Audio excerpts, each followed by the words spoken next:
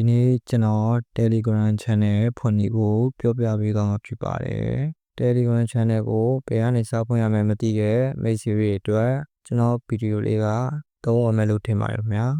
ကျွန်တော်တို့ Telegram Channel စဖွင့်ဖို့အတွက် Telegram application ကိုဝင်လိုက်ပါပြီးရင်ညာဘက်တော့အောက်က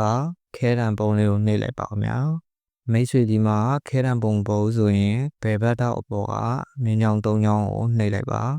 ပြီးရင် content တွေကိုဝင်လိုက်ပါ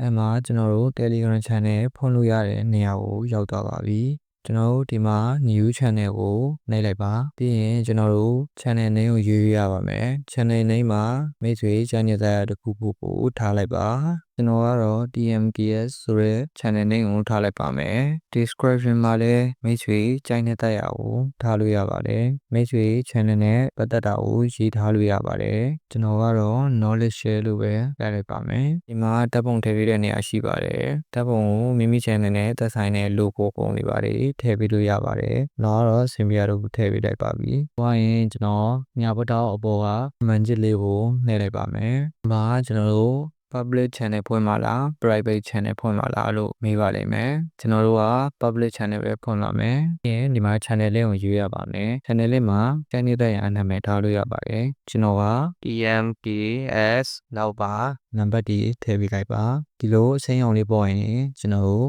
တာတော့ပါပြီ။စိမ်းရောင်ပေါ်ပဲနဲ့နေရောင်ပေါ်နေဆိုရင်တော့မြားလေးပါကိုရောင်လေးပေါ်အောင်နှိပ်ပေးလိုက်ပါပြီးသွားရင်ညာဘက်တော့ကအမှန်ကြီးလေးကိုနှိပ်လိုက်ပါကျွန်တော် contact ထဲမှာရှိတဲ့လူတွေကိုထည့်မှလာမေးပါလိမ့်မယ်ကျွန်တော်ကတော့မထည့်သေးတော့အောက်ပါမြားလေးကိုနှိပ်လိုက်ပါဒီမှာကျွန်တော်တို့ Telegram Channel တကူဟုတ်လားအောင်မြင်သွားပြီးပါပြီဒီဗီဒီယိုလေးကမိတ်ဆွေတို့ကျိုးရှိတယ်ဆိုရင်ကျွန်တော် channel လေးကို like and share လေးလုပ်ခဲ့ပေးဖို့မမေ့ပါနဲ့နော်အားလုံးပဲကျေးဇူးတင်ပါတယ်ခင်ဗျာ